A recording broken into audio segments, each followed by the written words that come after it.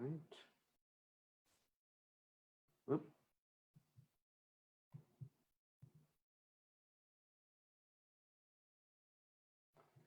All right. I think we are ready.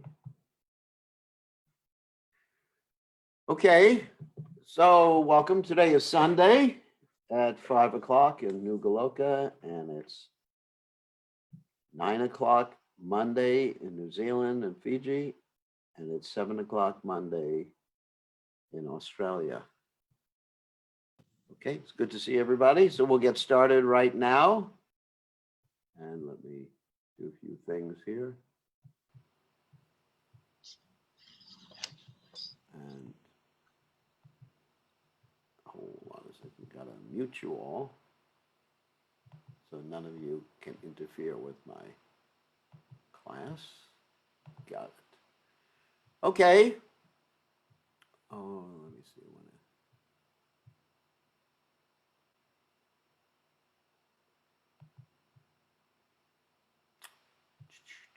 That was a mistake.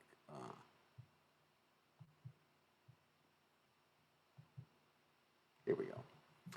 Okay. Good to see everybody.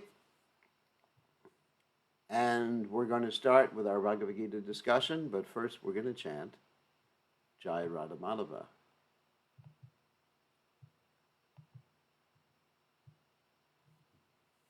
Jaya Radha Madhava Kunya Bihari Jaya Radha Madhava Kunya Bihari Gopi Jana Ballabha Kiri Varadhauti Gopi Jana Malabha Kiri Varadhauti Yashoda Nandana Rajajana Ranjana Yashoda Nandana Rajajana Ranjana Yamuna Tira Vanachari Yamuna Tira Vanachari Jaya Radha Madhuva Kunjabi Harti Jaya Radha Madhuva Kunjabi Hari Gopi Jana Malabha Giri Bharadhauti Gopi Jana Malabha Giri Bharadhauti Yasudanandana Braja Jana Ranjata Yasudanandana Braja Jana Ranjana Yamuna Tira Vanachari Yamuna Tira Vanachari Jai Radha Madhuva Kunjabi Gauti Jai Radha Madhuva Kunjabi Hari Jai Om Vishnupad Paramahansa Parvatacharya also Tera Satashi Shimad His Divine Grace Sabaya Charanana Bhaktivedanta Goswami Srila Prabhupada Ki Jai ISKCON Founder Acharya Srila Prabhupada Ki Jai Ananda Goti Vaishnav Vrinda Ki Jai Namacharya Srila Hridas Thakur Ki Jai Prem Se Kaho Shri Krishna Chaitanya Prabhu Nityananda Shidwaita Gadadha Shivasati Gaur Bhakta Vrinda Ki Jai Shri Shri Radha Krishna Gopa Gopinath Sayam Kun Radhakunda Giri Govardhan Ki Jai Vrindavanam Ki Jai Maturam Ki Jai Jagadeva Swami Ki Jai Munamai Ki Jai Shrimati Lassi Devi Ki Jai Samavita Bhakta Vrinda Ki Jai Gold Premananda Hari Hari Gold all glorious assembled devotees All glory is the assembled devotees. All glory is the assembled devotees. All glory is to Shri Guru and Gauranga Srila Prabhupada Ki Jai. Gaur Premananda Hari Hari Hari Bol. So Om Gana Timidanda Shah Gananjana Shalakaya Chakshur Meditam Yena Tasmai Shri Gurave Namaha. I offer my respectful obeisances unto the lotus feet of my spiritual master, His Divine Grace, A.C. Bhaktivedanta Swami Prabhupada, who so kindly opened my eyes with a torchlight of knowledge while I was blinded in the darkness of ignorance. Srila Prabhupada Ki Jai. So we're continuing with the Bhagavad Gita discussion, and I wanted at the end of this class, or whatever, to give a few comments about the protests going on in Black Lives Matter, and I think it might be interesting for all of you. So we will first go to the Bhagavad Gita. So we're reading from the 4th chapter of the Bhagavad Gita, and we're beginning with text 14. Here we go. And for me, the Bhagavad Gita is very enlivening. Why do I find it enlivening? Even though it's a basic text, because it's Krishna speaking. I mean, Krishna, I love Krishna, and he could say anything, and I would like it. But especially when he talks about how to get out of this material world, how to deal with the modes of nature, what his position is, how to save people, very practical stuff. Sorry for the use of the word stuff, but very practical information that actually can be utilized 24 hours a day in our lives. And oftentimes we neglect the basic information in the Bhagavad Gita, and we want to go on to some higher topics, and then because of that, our foundation of Krishna consciousness starts to crumble. Like whenever you're building a house or building anything, the foundation goes first. And it's important to maintain the foundation too. Because everything rests upon the foundation of the house. If the foundation crumbles, the rest of the house crumbles. And if your knowledge of the basic information in Krishna consciousness is lost or forgotten or neglected, then the rest of your Krishna consciousness just crumbles. Sorry about that.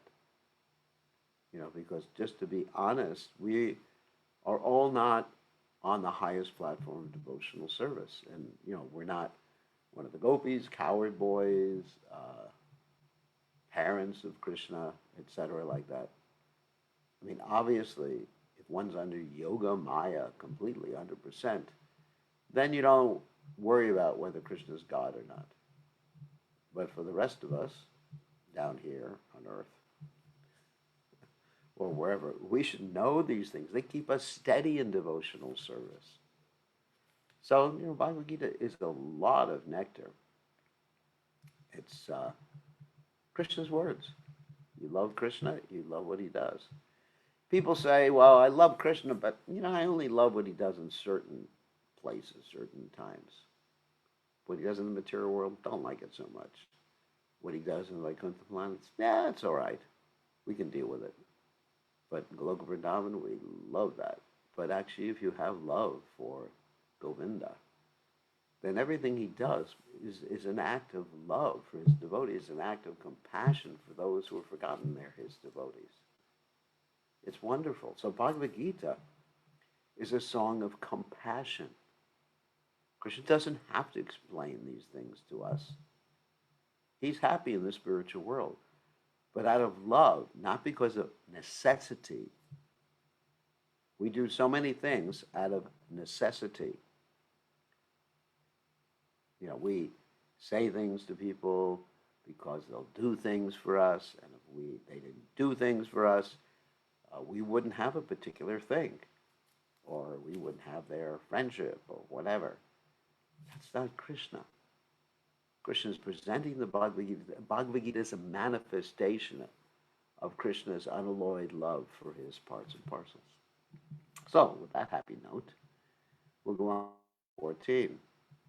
Namam karmani limpanti na me karma palespraha iti mam yo bijanati karma birna sabajate.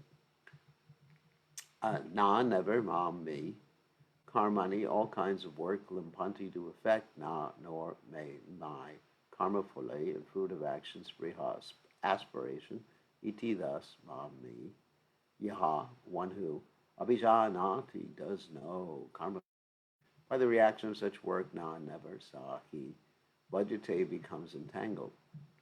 Translation: there is no work that affects me, nor do I aspire for the fruits of action. One who understands this truth about me also does not become entangled in the fruit of reactions of work. It's actually what I explained right before class, that Krishna doesn't get affected by karma. He doesn't have to do anything. Natasya karnam, karnam javijate. And whatever he wants, he gets anyway. So he doesn't need any fruits of action. He doesn't need to act. It's hard to understand, but that's the nature of God. But one who understands it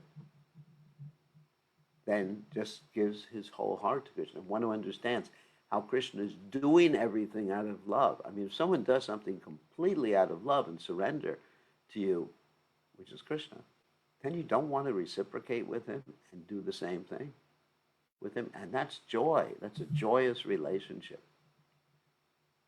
Not that the love is conditioned. Krishna's love is not conditioned or conditional upon anything that we do. He loves us because of what or who we are or what we are, not because of what we do. And what are we? We're just parts and parcels. It's like the mother's love for a child. That the mother loves the child, of course a good mother, loves the child just because the child is hers. Right? It's her part and parcel. And the mother's love for the child is the closest thing to pure love within this world. So the child is just like, that's it. I mean, there may be someone who's more intelligent than the child, there may be someone who's more handsome or beautiful than the child, maybe someone who's richer than the child, but that's the mother's child. And you see that even in the animals. I used to take care of cows, and we had one cow gave birth to a little baby who I helped deliver the baby.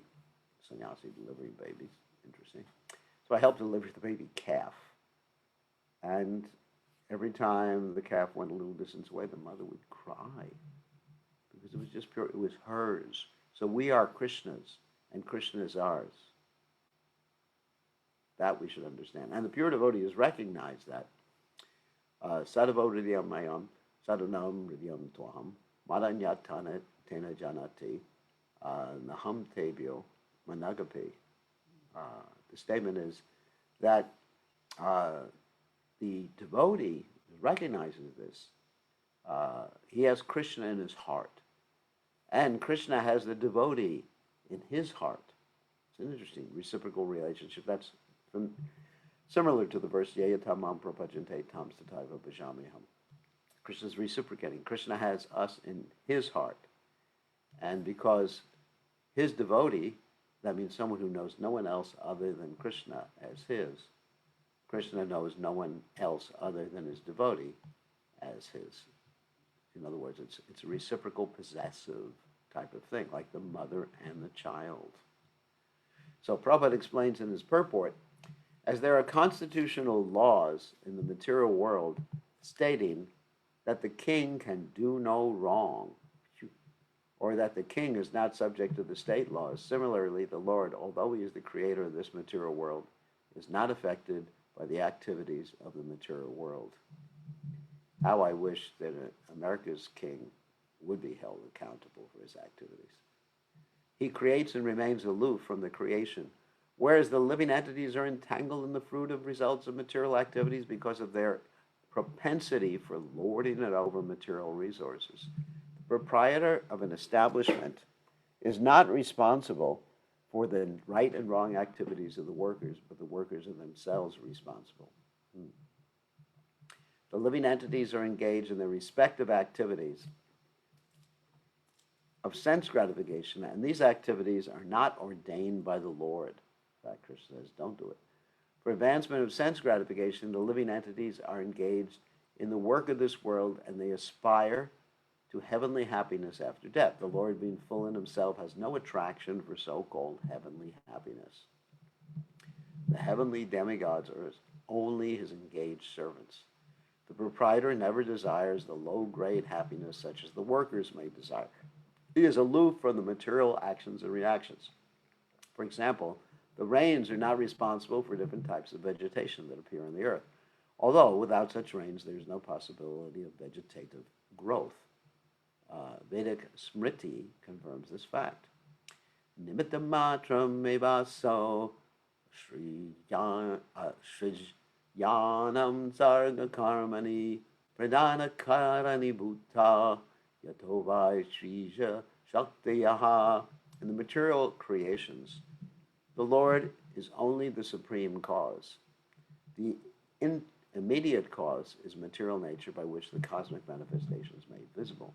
The created beings are of many varieties, such as demigods, human beings, and lower animals, and all of them are subject to the reactions of their past good or bad activities.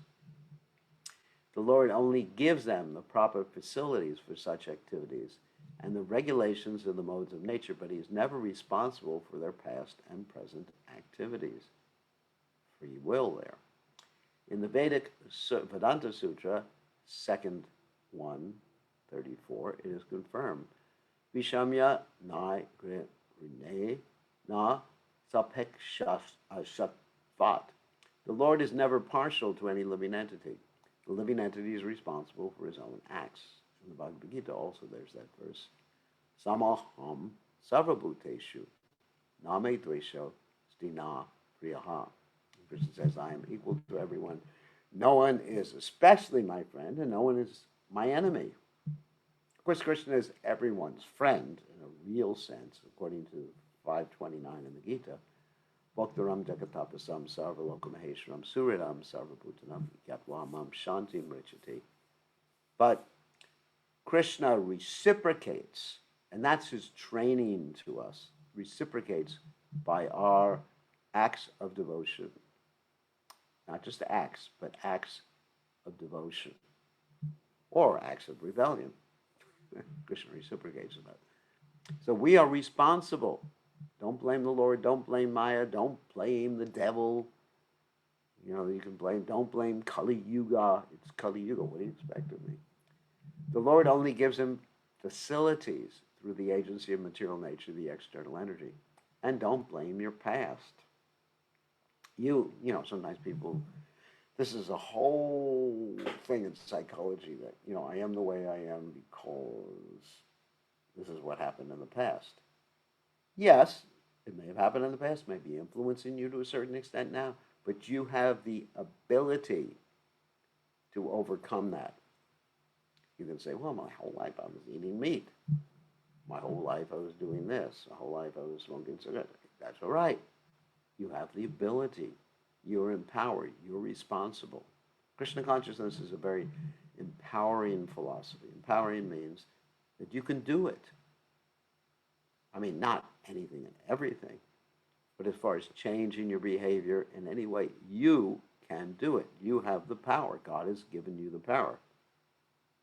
Anyone who is fully conversant with all the intricacies of this law of karma or fruit of activities does not become affected by the results of his activities. If you know about the law of karma, several things. You know what's vikarma, you know what is karma, and you know what is akarma. Okay, let's describe these again. Vikarma means prohibited activities that give you a bad result.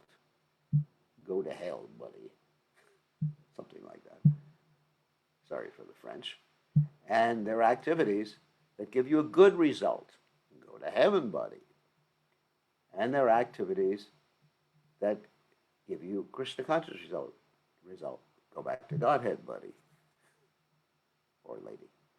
So there's one who knows that the results of each particular type of action and consciousness, then you'll pick the best one, simply.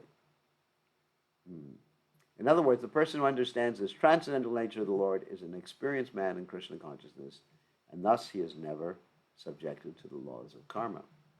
One who does not know the transcendental nature of the Lord and who thinks that the activities of the Lord are aimed at fruitive results, as are the activities of the ordinary living entities, certainly becomes entangled himself in fruitive reactions.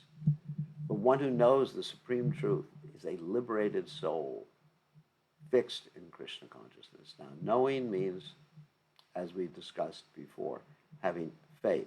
Faith means to trust that by doing what Krishna has prescribed and not doing what Krishna has proscribed.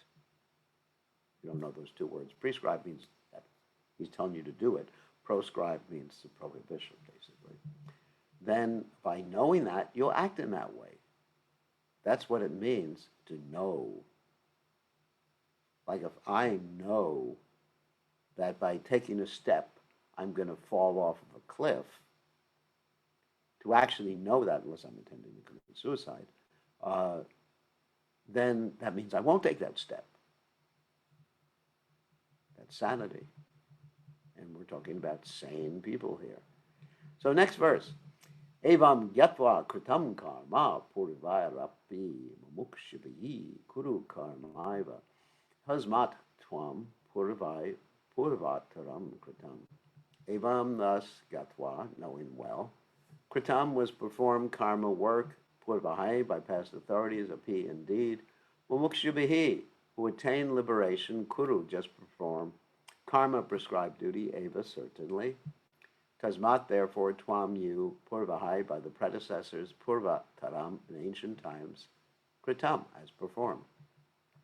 All the liberated souls in ancient times acted with this understanding of my transcendental nature. Therefore, you should perform your duty following in their footsteps. So what is a liberated soul?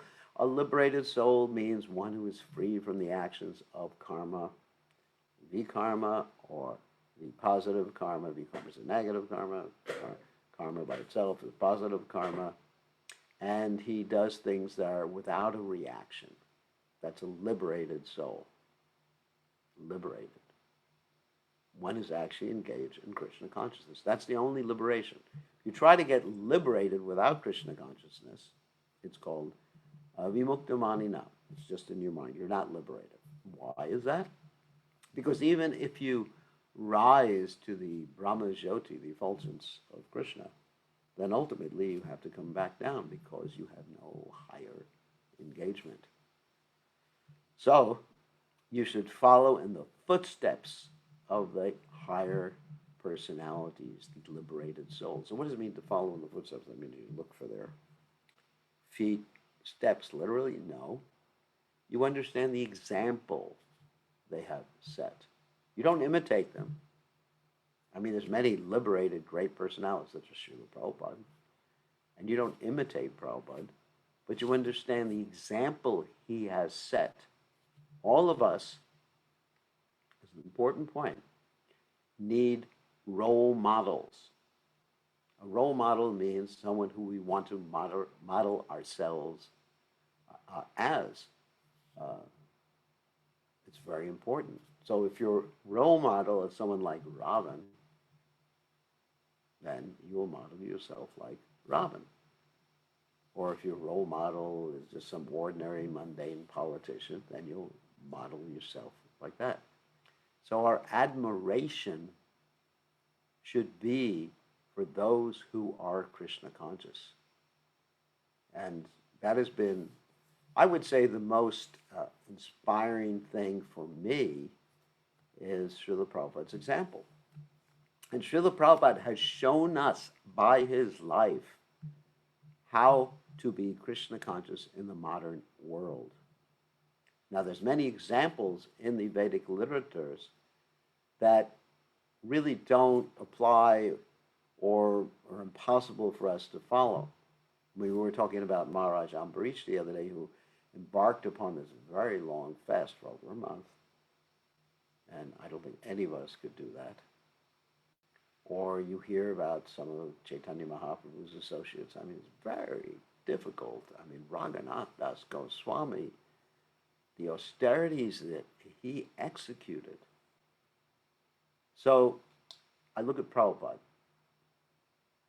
I examine Prabhupada's life, and I see what was his mood towards his spiritual master. First thing, what is the mood towards his spiritual master? Which is utter desire just to please his spiritual master by following the instructions of his spiritual master, understanding that even after his spiritual master left the planet, he was still reciprocating with his guru. And I feel the same way in regard to Prabhupada.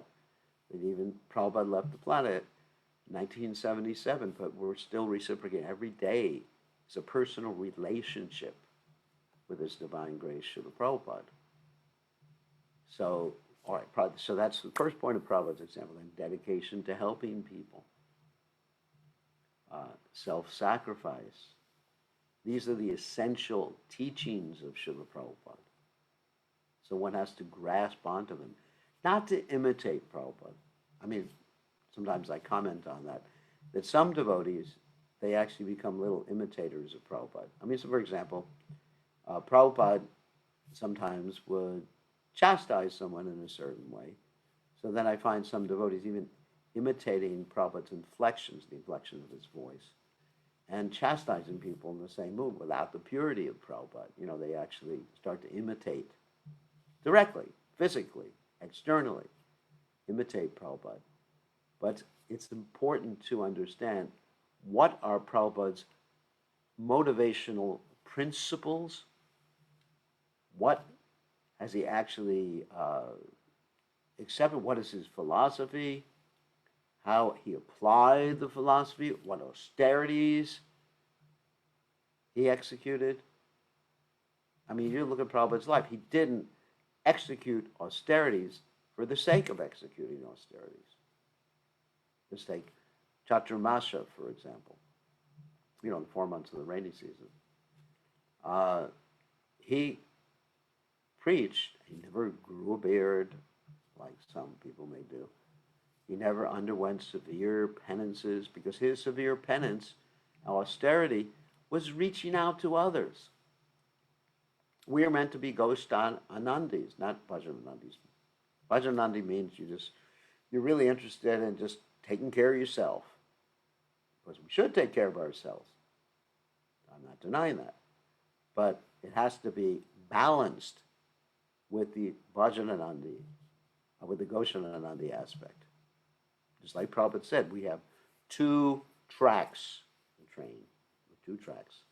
One track is Bhagavad Gita, and the other track is Pancharatrika Gita. You know, Pancharatrika Gita is like the worship in the temple and stuff like that. And Bhagavad Gita is the chanting the Lord's holy names, reading Srimad Bhagavatam, and especially preaching Krishna consciousness, reaching out to others. I mean, the whole world is on blazing fire. And we're seeing this more and more. That's more evident. But it's not that it wasn't blazing before. It's always been blazing. That's the nature of the material world. Just like I was asked the question today by a devotee. Would the world be nicer if it didn't have human beings? It was an interesting question. I had to think about it for a second. Well, no, because animals can be really cruel. I mean, of course, they follow their own nature. They don't accrue karma. We understand that. You know, animals are animals. But they can be really cruel to each other. Really cruel. Animals can be racist. Animals can be sexist. Animals can discriminate, and they certainly do, against someone and another animal, the same species, that's disabled, that acts a little bit differently, that's less intelligent.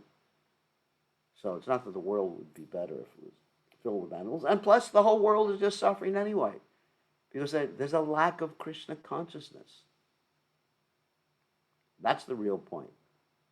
There's a lack of Krishna consciousness in all the different species. As what to speak of trees. I mean, they're definitely lacking Krishna consciousness.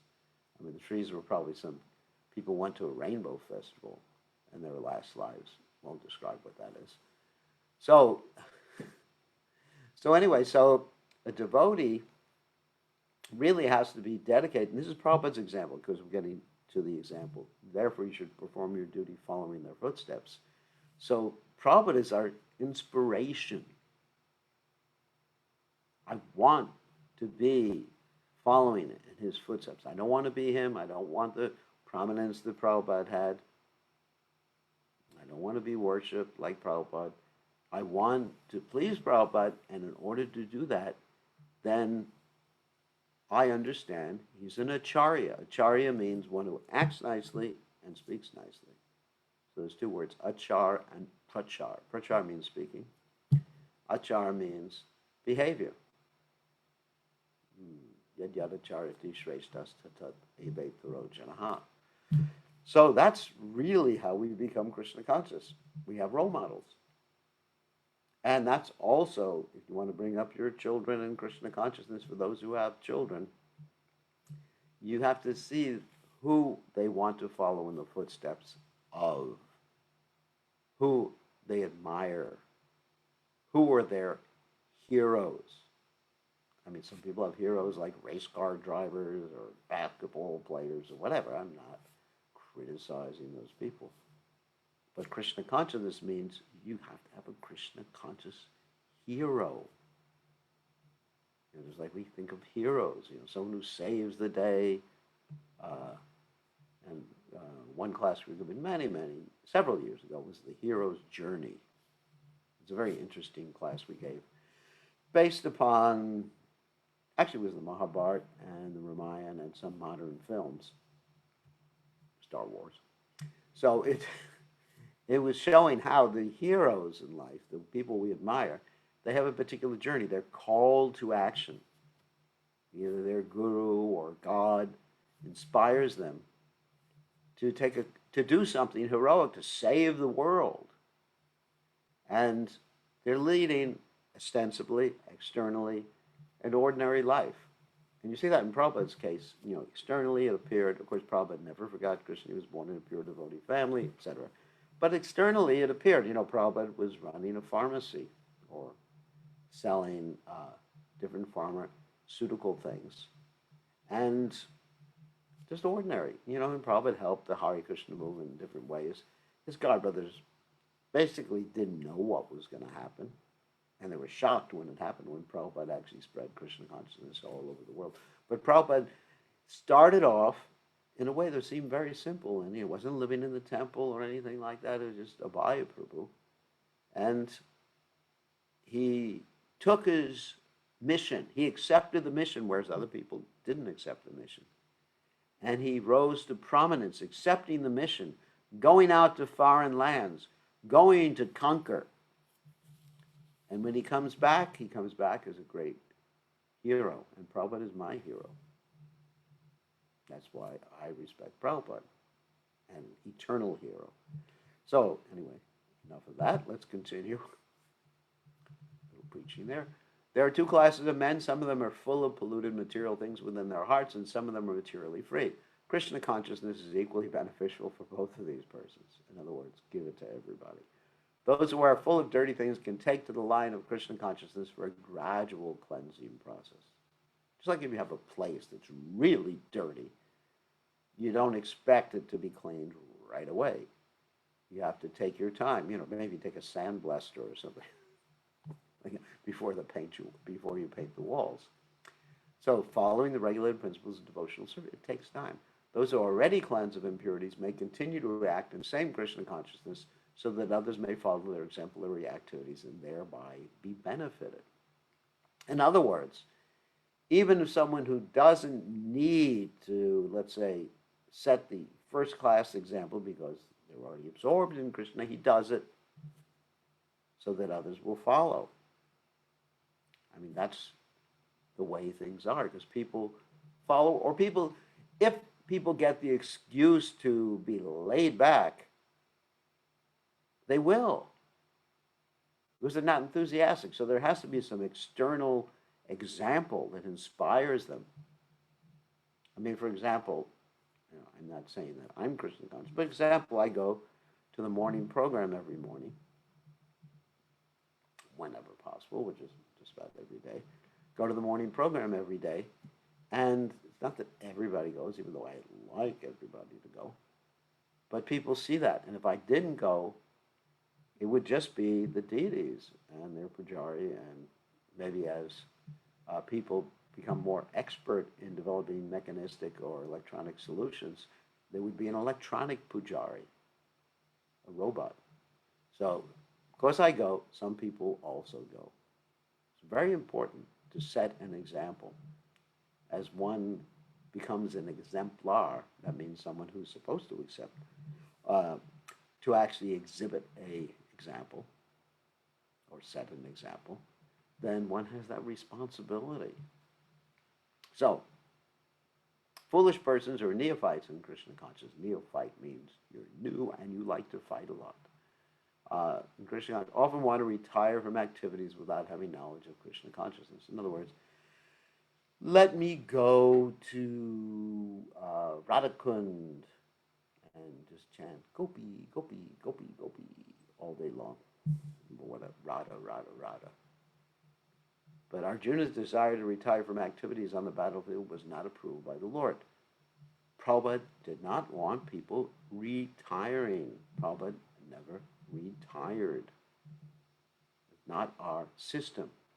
Not that you go to Vrindavan except when you're getting ready to die. And you can go to visit, of course, obviously, get inspired and everything. And then go out in the battlefield again for Krishna. That is Prabhupada's instruction to us. I mean, for example, let's say if someone is boxing, boxing, at the end of the round, they sit down and they get refreshed by their trainer, and they're just encouraged to go out again. So sometimes we may go to the holy place to get encouraged, inspired by our Krishna, our trainer, Govardhan, and we go out again. Or we have our morning program, which allows us to do that, or reading of the Shastras. One need only know how to act. To retire from the activities of Krishna consciousness, to sit aloof, making a show of Krishna consciousness, is less important than actually engaging in the field of activities for the sake of Krishna. Arjuna is here advised to act in Krishna consciousness, following in the footsteps of the Lord's previous disciples, such as the sun god, Vivasvan, as mentioned here and before. The Supreme Lord knows all his past activities as well as those of persons who acted in Krishna consciousness in the past. Therefore, he recommends the acts of the sun god, who learned this art from the Lord some millions of years before. All such students of Lord Krishna are mentioned here as past liberated persons engaged in the discharge of duties allotted by Krishna. So all these past liberated persons are examples for us. We may not be able to follow their specific example, but they are inspiring to us. Hearing about Prahlad Maharaj, hearing about the great devotees serving, like Hanuman, serving the Supreme Personality of Godhead, Lord Ramchandra. It's very inspiring. I mean, when I hear about Hanuman, I want to be like Hanuman. Just serving the Lord. It's just so inspiring. Just like when we go to our temple in Suva, we have deities of Sita, Ram, Lakshman, Hanuman. Actually, I think it's one of the only Hanuman deities where Hanuman is wearing a wig, because I arranged for a wig to be on Hanuman because I didn't want him to be bald. So, anyway, when we go there, I just pray to Hanuman to be as dedicated to Prabhupada's mission and to my service as he was to Sita and Ram. I mean, he was so dedicated that he opened his heart, and inside his heart, or inside his chest, there was Sita and Ram, and that's how we should be too. So this is inspiring. And not that we rip open our skin. I mean, that would be crazy. But it should be the same intensity of devotion that we open our hearts, and there is Krishna and the devotees. Very important point. So we will continue. Text 16. Kim karma kim karmeti kavayopyatra mohitaha tatte karma papakshami yat gyatva mokshase shivat. Kim, what is? Karma, action. Kim, what is? Akarma, inaction. Iti, thus. Kavaya, the intelligent. Api also, atra, in this matter, mohita, are bewildered, tat that, te, unto you, karma work. Pravakshami, I shall explain yat which gitva, knowing, moksha say, you will be liberated, ashuvat, from ill fortune. Even the intelligent are bewildered in determining what is action, what is inaction. Now I shall explain to you what action is, knowing which you shall be liberated from all misfortune. So these are what we were talking about before. There's bad action, good action, and then there's spiritual action. The three things. Which, in the context of that discussion, karma means something different. Karma means action, and reaction. So karma means, just the word karma by itself in this context means something good. You get good reaction. And akarma means you get no reactions, Krishna consciousness. And vikarma means you get bad reaction. Remember those three words, karma, akarma, vikarma. Very, very important. So you have to know the distinction between them. So if you really want to get bad action, do it. Eat meat, sure. If you want to become a chicken in your next life, you want to be eaten at KFC, up to you. You want to be eaten at Wendy's, whatever they sell there, then up to you. And if you want to go to heaven, up to you. You know what to do. And if you want to go back to God, up to you. You know what to do. So you have specific directions. Each type of action yields a particular type of reaction, or no reaction, or spiritual reaction. So it's important to understand this. So Prabhupada explains in his purport that action in Krishna consciousness is to be executed in accord with the examples of previous bona fide devotees. That's the last verse. This is recommended in the 15th verse. Why such action should not be independent will be explained in the text that follows. To act in Krishna consciousness, one has to follow the leadership of authorized persons who are in the line of disciplic succession, as explained in the beginning of this chapter. The system of Krishna consciousness was first narrated to the sun god. The sun god explained it to his son Manu. Manu explained it to his son Ikshvaku, and the system is current on this earth from that very remote time. Therefore, one has to follow in the footsteps of previous authorities in the line of disciplic succession because they knew what to do. Simple as that. Like if you're learning how to drive, you go to a driving instructor. He knows how to drive. If you're going to learn to play the piano, you go to a piano maestro. Don't try to teach yourself. You'll make a disaster out of playing the piano, unless you happen to be like last life a piano maestro. But in any case, you go to someone who's expert in that field. That's a no-brainer. But people think spirituality is something different. You can just make it up yourself as you go along. If you can't do it for material activities, becoming expert in material activities, then how can you do it in spiritual activities? It's like a funny joke, we always have that when you get some new thing that needs to be put together, men usually don't read the instructions. Women usually read the instructions. So I've had some experience. This shows the false ego. So we get something, has to be put together, assembled. I never read the instructions. And then what happens is I put it together the wrong way. Have to take it apart, and then finally I read the instructions. This is, male psychology. Anyway, otherwise, even the most intelligent men would be bewildered regarding the standard actions of Krishna. For this reason, the Lord decided to instruct Arjuna in Krishna consciousness directly. Because of the direct instruction of the Lord to Arjuna, anyone who follows in the footsteps of Arjuna is certainly not bewildered. In other words, Arjuna is our exemplar too. Not to imitate with the fighting and everything like that, but as far as his mood towards Krishna, his understanding of Krishna, and his dedication and friendship towards Krishna. It is said that one cannot ascertain the ways of religion simply by imperfect experimental knowledge. And that's the problem with most religious societies today, because they're based upon the speculation of some theologian or philosopher. They're not based upon the teachings of their original avatar. Like For example, Jesus Christ is an avatar, Shaktavesh avatar, empowered personality, empowered jiva soul. And you'll find the Christians don't follow Jesus Christ. I mean, you see, the first thing that Prabhupada would say 99% of the time when he was talking to some Christian minister, etc., he would say, Jesus Christ, and the Bible says, thou shalt not kill. Why thou killing? Why thou killing? And the person would usually say, well, that means don't murder. But that's not what it says, and that's not what the Bible or Jesus Christ meant. You should not kill. Very simple, but people are doing it. And you think that, well, the Ten Commandments are a thing of the past, just whatever, like that. But Jesus Christ followed the Ten Commandments. He's your exemplar. Exemplar. It is said that one cannot ascertain, I'm repeating, these ways of religion simply by imperfect experimental knowledge. Actually, the principles of religion can be only laid down by the Lord himself. Dharmam Zakshat Bhagavad Pranitam.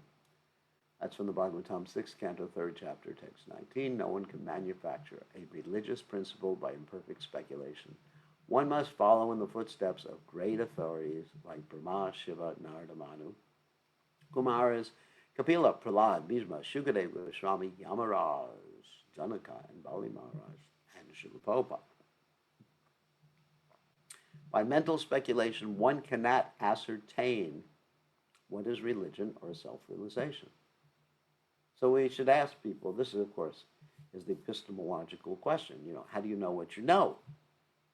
How do you know what to do things, or how to do things in your spiritual life? You just figured it out? I mean, you figure that yoga should be like you turn the temperature of the room up to, to 105 degrees Fahrenheit, not centigrade. Centigrade, you'd be dead. And then you just sweat yoga? Where's that contained? What acharya has stated that? I mean, maybe it's a system of sweating, It was like when I was not that young, but several years ago, I would go to Finland in the winter, and we'd go into the saunas, and we'd sweat. I never thought it was yoga. I just thought it was sweating. And then after that, we'd dive into the ice-cold rivers or ocean, and we'd freeze to death. And I never thought that was yoga either. I just thought it was interesting. Or torture, as the case may be. But they love it there. And they actually basically live in saunas in the winter there. Therefore, out of causes merged to his devotees, the Lord explains directly to Arjuna what action is, what inaction is. Only action performed in Krishna consciousness can deliver a person from the entanglement of the material existence. And we'll do one more verse. Karmano yapi bodhavyam cha vikarmanaha karmanascha bodhavyam gahana karmano gati karmana of work. He certainly api also bodhavyam should be understood. Bodhavyam should be understood. Cha also vikarmanaha of forbidden work. Akarmanaha of inaction. Cha also bodhavyam should be understood. Gahana, very difficult. Karmanaha of work. Gatihi, entrance. The intricacies of action are very hard to understand. Therefore, one should know properly what action is, what forbidden action is, and what inaction is. And we explained this before. That action, or proper action, karma in this particular sense, means to get a positive result. Forbidden is vikarma, a bad result. We're going over the same thing, but Krishna does the same thing. He goes over the same thing. And what inaction means something that you don't get any result from. Okay? So you have to know about these things, know properly, so you act properly. If one is serious about liberation from material bondage, one has to understand the distinctions between action, inaction, and unauthorized actions. One has to apply oneself to such an analysis of action, reaction, and perverted actions because it's very difficult subject matter. To understand Krishna consciousness and action according to its modes, one has to learn one's relationship with the Supreme. That is, who has learned perfectly knows that every living entity is eternal servitor of the Lord, and that consequently one has to act in Krishna consciousness. The entire Bhagavad Gita is directed towards this conclusion. Any other conclusion against this consciousness and its attendant actions are karma or prohibited actions. To understand all this, one has to associate with authorities in Krishna consciousness and learn the secret from them. This is as good as learning from the Lord directly. Otherwise, even the most intelligent persons will be bewildered. I mean, how do you know what's karma? What gives you a bad reaction? You have to be informed about it. That's all. That's right. Just like when you're driving somewhere, you have to know the proper direction. You have to know what's a one-way street, what is the speed limit. You have to know all these things. And if you don't know these things, you're not going to get to your destination. So the interesting term, I want to comment for a second about vikarma and karma. Like, oftentimes devotees refer to people who are not in the Krishna conscious movement as karmis. Now, for most people who are doing, let's say, activities like eating meat, intoxication, illicit sex, gambling, they're not actually karmis, they're vikarmis, to be precise. That means they're doing things that are dragging them down. A karmi means one who is actually following the positive injunctions so that they get a positive material result. In other words, go to heaven. Heaven, as we mentioned before, is temporary. And then the devotee is an akarmi. That means without karma. He is actually becoming Krishna conscious by not accruing any karma. So we are going to end here. I just want to make one comment. As I said, I want to make a comment about Black Lives Matter and the protests, which, as everybody knows, I am very much in favor of. And I'm going to explain something that's maybe many of you don't know. That's one of the impetuses behind my enthusiasm to back this up. It's Krishna consciousness. Obviously, I am trying my best to please Prabhupada and everything. But it's very important when a devotee sees injustice that they act to rectify that particular injustice, if they're capable of acting to rectify it. It's just common sense. Like, if you see someone getting attacked on the street and you have the ability to defend them, doesn't matter, you're devotee, not devotee, just you're a human being. We're talking about being a human being, because to be actually a devotee, you have to be a human being first. Unless you're some special animal like the deer in Lord Chaitanya's time. But really, you have to be a human being, come to the level of piety at least. I mean, that's the basis. And then, there's mundane piety. But really, you need to be pious, honest, all those other things, good citizen, not according to our politicians' description of what a good citizen is. So if you see people being unjustly treated, and we're not just talking about simple unjust treatment, but just basically tortured their whole lives, in fear their whole lives, and seriously, because I in the past and even now, I'm talking to a lot of my people I know, friends, disciples, etc., like that, who have a different color skin. And to hear their stories, I mean, we should hear the stories, what they've been subjected to. And, maybe those of you who were born in a different type of family or a different color skin were not subject to this. But you don't know what it means to be walking down the street and just be afraid every time a police car comes that you're going to be the next victim. And this is literally how people feel in America, our great America. And so now is the time to actually rectify that situation. And when devotees take up that particular task along with everybody else in doing that, we can teach the higher truths. Because one thing that Bhaktivinoda Thakur has taught is that until people actually deal with their needs, the material needs, they're not going to become Krishna conscious. One of the material needs is to be compassionate with others, to be treating people fairly, to be loving others. I mean, you got these basic needs. Bhaktivinoda Thakur talks about it in the Chaitanya Shikshamrita, and also I give courses on it, my empathic communication courses. So so one is not really a human being if you're not compassionate. If you see someone getting attacked, I mean, for example, the example is not about racism. But one time, the devotees saw someone in a burning building. Actually, there's several people in a burning building, and the fire people weren't there. And what did the devotees do? They pulled out the canopy for the Rath Yatra cart and held it taut with a bunch of other people, and told those people to jump. The people jumped, and they saved the people. So you may say, "Oh, that's my name," but that's part of being a devotee. Sometimes I find that people who are transcendental are too transcendental. Too transcendental. I mean, so even to the point of denying that the coronavirus exists. And they're thinking, that God's going to protect them from the coronavirus when they're being subject to having other people cough in their faces continually. It's just like a devotee has to be balanced. You can have one foot in this world and one foot in the spiritual world. And actually, the Upanishad states that avidya, one has to understand and function in this material world simultaneously to functioning spiritually.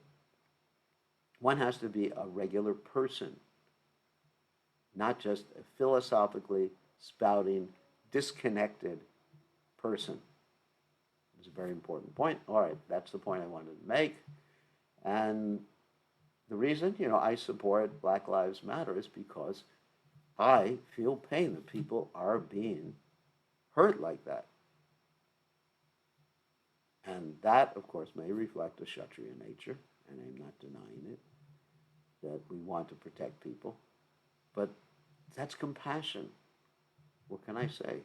Okay, on that happy note, and I know you all love me for it. So on that happy note, we are going to allow some questions.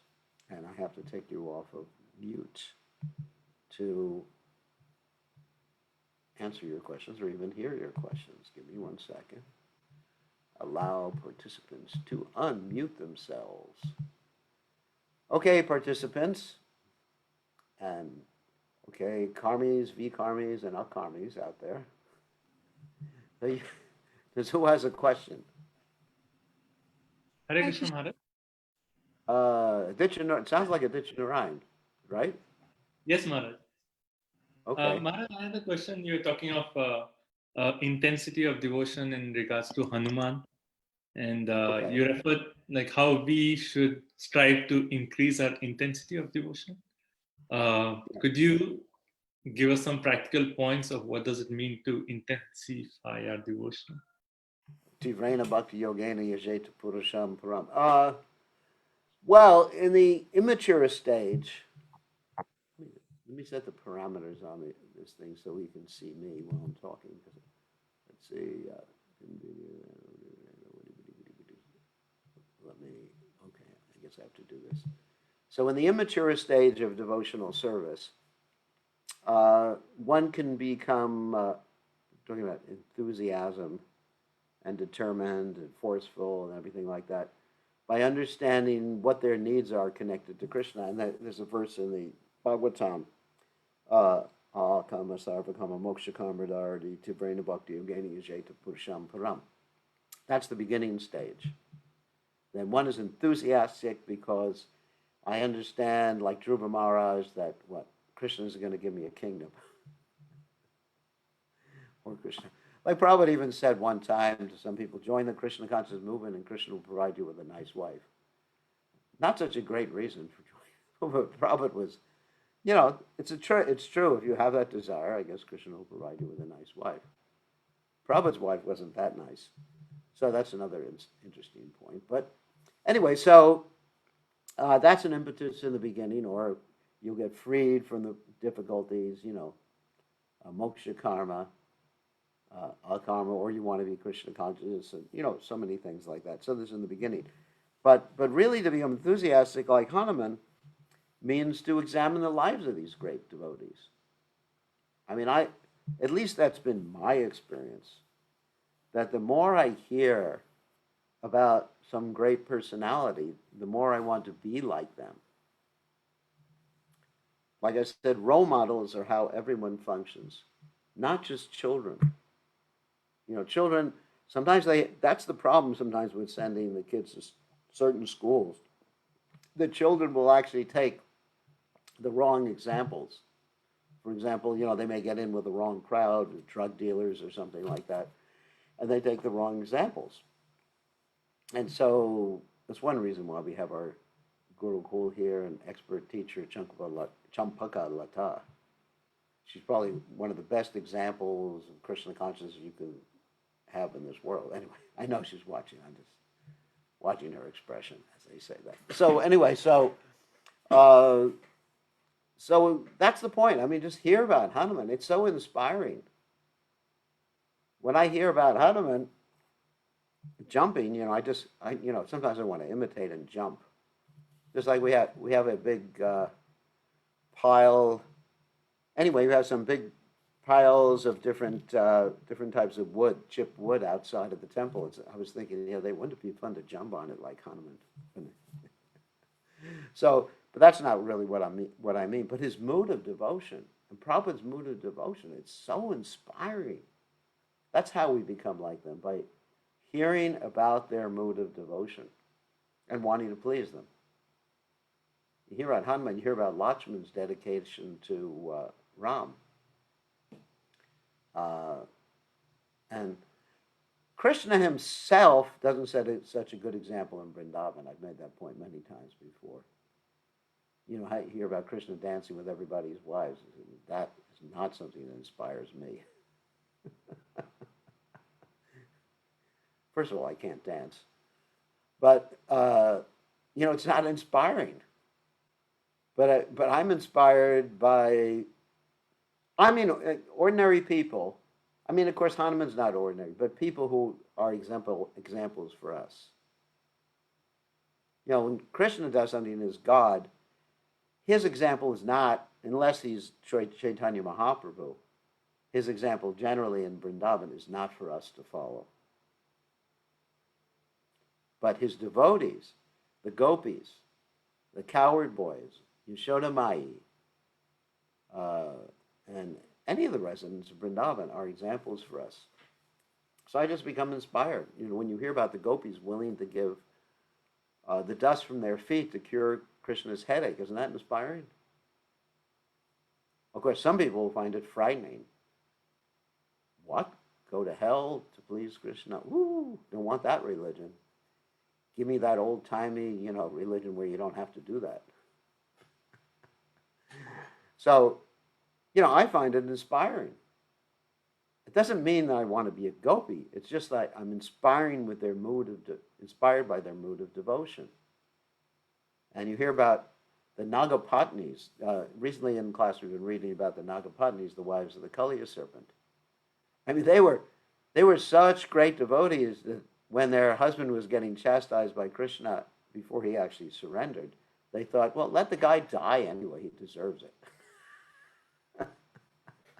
Can you imagine that? How many good wives would think like that?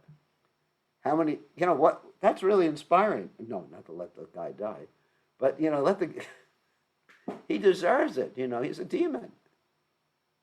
And then after he became a devotee, they changed their consciousness completely, and they said, well, better save him, Krishna, he's your devotee now. So you see, also their flexibility in approaching situations without any inherent bias is an interesting example, isn't it? You would think that, they'd have some bias, let him die anyway, and he was harassing us every time we tried to preach to him. So I think that's very inspiring. So that's the answer. Just hear more about these people. I love Hanuman. I just hear about him and I just become inspired. Some people, they go and chant the Hanuman Chalisa just to get benedictions from Hanuman. But to me, I can't relate to that. I can relate to understanding his mood and being like him, that will please Hanuman a lot more than saying, Hanuman, please, give me benediction, free me from this. I mean, that's okay. But I think, who is Hanuman? What is his devotion? And that's incredible. Or Lakshman's devotion. And, just think about all these devotees, their dedication to Chaitanya Mahaprabhu and to Krishna, Arjuna's devotion. Okay? All right. Any other questions from all the Prabhus? Maharaj, Yeah. Hare Krishna. So this question came from your answer to Aditya That's Prabhu. Ayush Prabhu. This question came from the this question came from the answer that you gave for Aditya Prabhu's question, that you were talking about Hanuman and how we should gradually build up our devotion and set him as a role model, basically. So Yes. so my question is, what are some steps to set him as a role model? Because many times, if you just think that he's a model, it becomes a mental level, and then mind is yeah and takes over, and then you say, Hanuman did this, can you do this? No, so he's too much. So how to really have a good faith that like to set Hanuman as your ideal, and how to really gradually Good. appreciate Hanuman with his devotion. Can I Yes, express that's actually a very good question. And the way is, yes, we're aware of his external actions. That's a wonderful question. And we glorify Hanuman for his external actions. He jumped over the ocean to reach Lanka. He burnt Lanka down. I mean, all these things are wonderful. But I think we have to enter more into his mood. More than externally what he did is wonderful. I mean, these are pastimes, obviously, the Lord. But what was Hanuman's mood? You understand the difference? Yes. What is Hanuman's mood? What is he thinking? Try to get into his, I mean, you can't understand his mind completely. Obviously, that's prohibited for a pure devotee. But what's his motivation? Really, that's the point. What is Hanuman's motivation? And if you think like that, then it becomes very inspiring. Otherwise, it's a story. It's like so many nice stories we've heard. Jai Jai, Hanuman, you jumped over the ocean, you did all that. It's wonderful. But why? In other words, we get not only what, how, where, but the most important point is the why question. Everything else is secondary to the why question. Why did Prabhupada, it's wonderful Prabhupada came to the Western world, it's wonderful Prabhupada made all these devotees, but why did Prabhupada do it? Then you can begin to understand more of a pure devotee and how to become a pure devotee when you take the why. We do like the what, how, when, where, all that other stuff, but the why is really the essence. Okay? And that's what we're doing. The Gita is the why of Arjuna. Why did Arjuna fight? We understand he fought, but the why, the motivation, that's more important. And that's a very deep point. Yeah. Very, very deep point. Okay, one more question. Hare Krishna, Gurudev. Oh, there's the expert teacher who taught me everything I know about Krishna consciousness. When I was young, I was one of her students. Anyway, maybe last life or something. I think I've been your student, Gurudev, for a long time. I'm just trying to follow your example.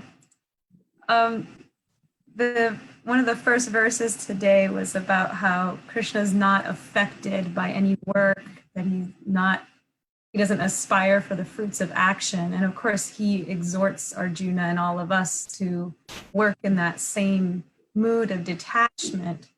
So I guess I have two questions. First one, how do we understand when Krishna does seem to be affected? So like today in Gopal Champu, actually I'll just read it to you because I couldn't state it better than it's stated here.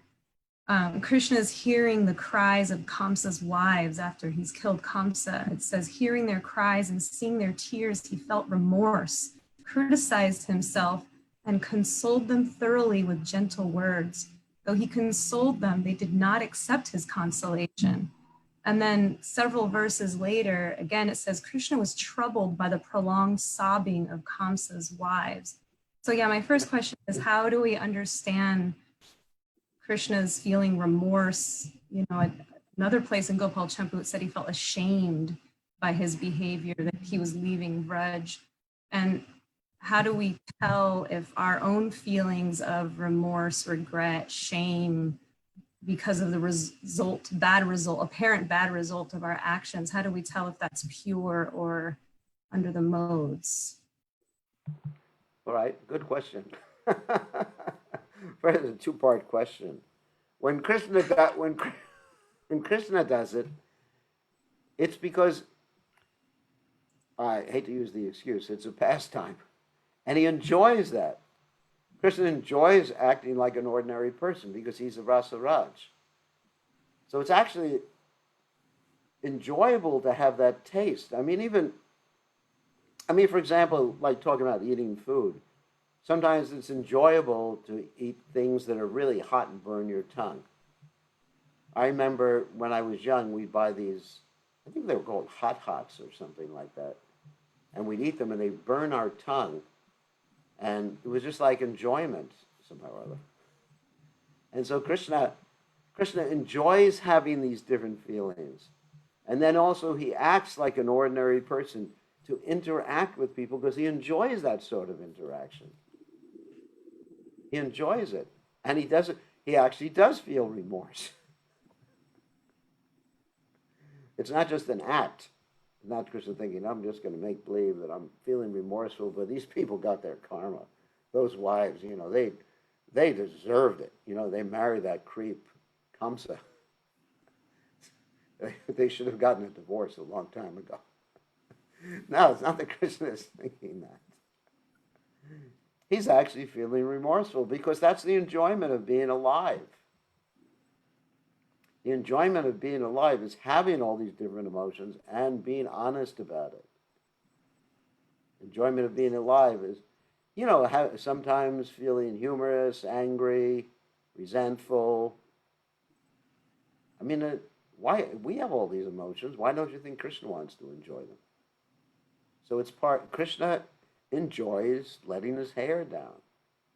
I mean, if I were to say to you, we can take away all your emotions of remorse, everything you do is perfect, and you won't feel sorry for anything you do, and you won't have compassion for anyone because that's their karma. Would you take that? I don't think so.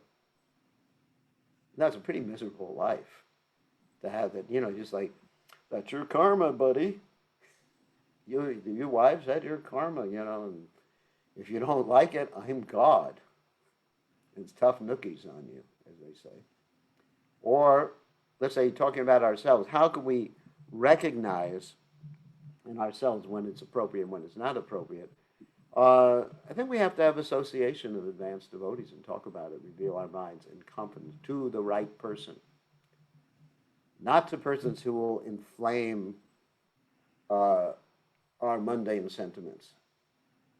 Because sometimes people will inflame our mundane sentiments. I mean, all right, let's give an example of Srivas Thakur. In Srivas Thakur's house, his son died in the middle of Lord Chaitanya's kirtan. And Srivas Thakur's wives, they started to cry and would have interfered with Lord Chaitanya's kirtan. And Srivas Thakur prohibited them from crying. I mean, he was a pretty tough guy. Prohibited them from crying. And then what happened is that after the kirtan, Lord Chaitanya brought back the son, and even though everybody, for a few minutes, and the son was just like basically preaching. So many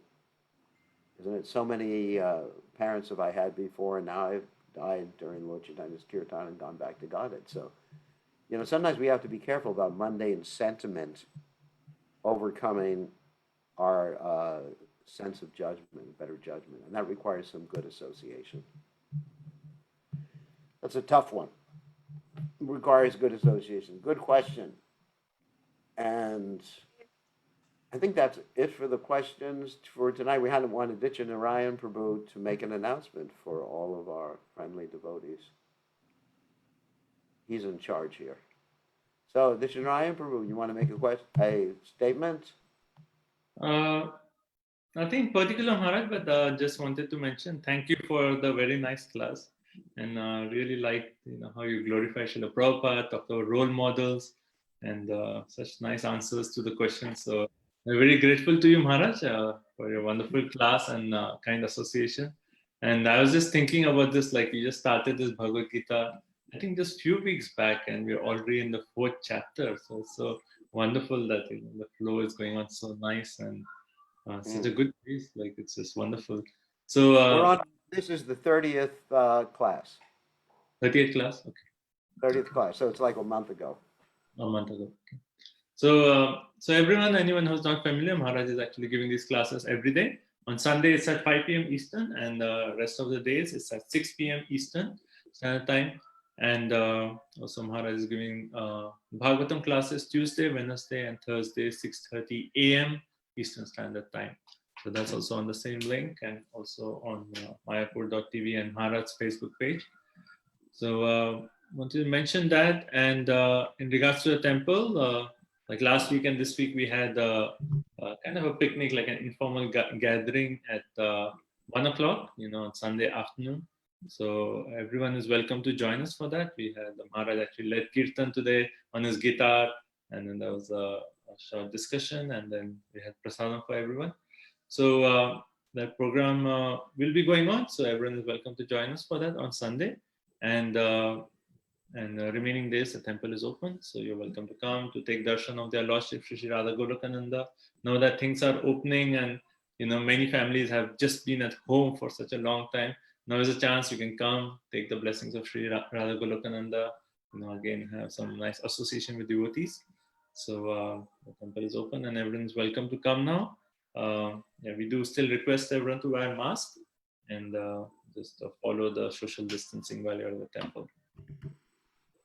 And I think that's the main announcement. And also, if you like to make any donations to Shri Radha Golokananda, our PayPal account is newgoloka108@gmail.com, or you can go to our website newgoloka.com. We have options there. And another point, I'd like to mention is next Saturday is actually a disappearance of Srila Bhaktivinoda Thakur, and for that we are actually reaching out to devotees, and if anyone does not have a set of Srimad Bhagavatam or Chaitanya Charitamrita, and also we are actually focusing on Brihad Bhagavatamrita, which is actually a 3-volume set. And Maharaj actually in his classes often quotes from Brihad Bhagavatamrita. So if you do not have the Brihad Bhagavatamrita, it's a wonderful set. It is the essence of the entire Srimad Bhagavatam in 2 stories. It's actually in 3 books. So it's a nice set to have at home. And it's just $50 for the entire set. So if you like to receive a set, we are actually shipping sets. Or we can also, if you're local, we can drop the set. So anywhere in North America, if you're listening to us, just send me a message, and I'll put my email, or you can just send a message to the temple email, and we'll ship a Brihad Bhagavatam set to your house just for $50. And if you're local, then we'll actually drop it at your house. Okay, so next Saturday is Bhaktivinoda Thakur's disappearance, and we all want to go out and share this knowledge, this precious gift that Srila Prabhupada has given to each one of us. And we are fortunate to have received the gift, and we would like to share with the rest of the world. So everyone, please help us and share Srila Prabhupada's books. And also if you like to donate towards this book distribution, you can also reach out to us. You can use the same PayPal link, and you can just mention that this is for distributing Srila Prabhupada's books. And we'll actually use that for keeping books in libraries, schools, and hospitals, and so on. So, okay. Yes, Maharaj, those are announcements on my side. Okay. Thank you very much, Aditya Narayan Prabhu, and we'll see everybody, or whoever wants to join us tomorrow evening at 6 o'clock Eastern Standard Time, U.S. time. So thank you all. And I posted the links to, actually, Aditya Ryan posted his link, and we also have the link to the New Goloka PayPal account and New Goloka webpage up there on the Zoom group chat if you want to take a look at it. Okay, so thank you all very much. All glories to His Divine Grace. Srila Prabhupada, Srila Prabhupada Ki Jai. Haribol.